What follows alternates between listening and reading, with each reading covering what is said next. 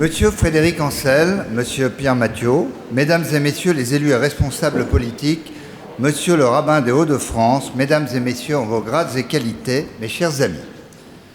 Avant d'entrer dans le vif du sujet, les nouveaux périls géopolitiques, je souhaite remercier chaleureusement nos deux invités pour leur présence parmi nous, malgré un emploi du temps chargé. C'est un très grand plaisir et un honneur de recevoir à nouveau Frédéric Ancel, politologue et auteur de nombreux ouvrages, dont Mon dictionnaire géopolitique, qu'il aura la joie de vous dédicacer à l'issue de la conférence, ainsi que M. Pierre Mathiot, directeur des Sciences Po Lille, notre cher voisin, spécialiste de la décision publique et actuellement en charge d'une mission de redéfinition de la politique de l'éducation prioritaire. Je veux également remercier toutes les personnes ici présentes qui nous témoignent ainsi de leur amitié et des liens profonds et anciens qui nous unissent.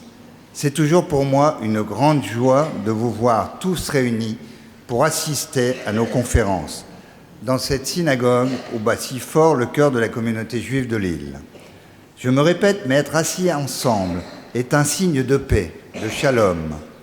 Deux histoires, deux hommes aussi grands par leur parcours professionnel que par leur engagement dans l'éducation, qui aborderont ce soir un sujet en commun, les nouveaux périls géopolitiques.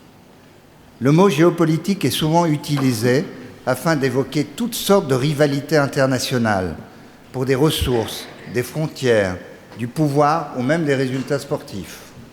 Il a quasiment remplacé les termes de relations internationales. La géopolitique ne consiste pas uniquement à donner une définition canonique de nombreux concepts récurrents dans les analyses telles nation, démocratie, pouvoir, territoire, puissance, frontières, ressources, réseaux, etc. C'est une méthode d'examen du réel fondée sur une approche géographique et historienne pour comprendre comment s'atteint, s'exerce ou se perd le pouvoir, la puissance, la paix, la prospérité, la liberté dans les territoires concrets, dans des conjonctures temporelles précises.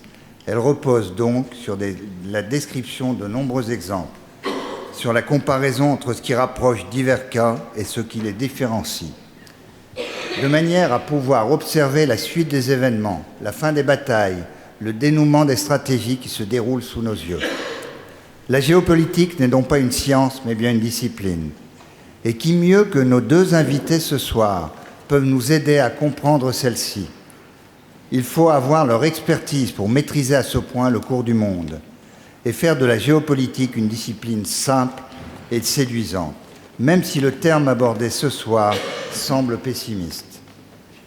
Il n'en est pas moins une invitation à la lucidité et à la compréhension pédagogique des soubresauts de l'actualité.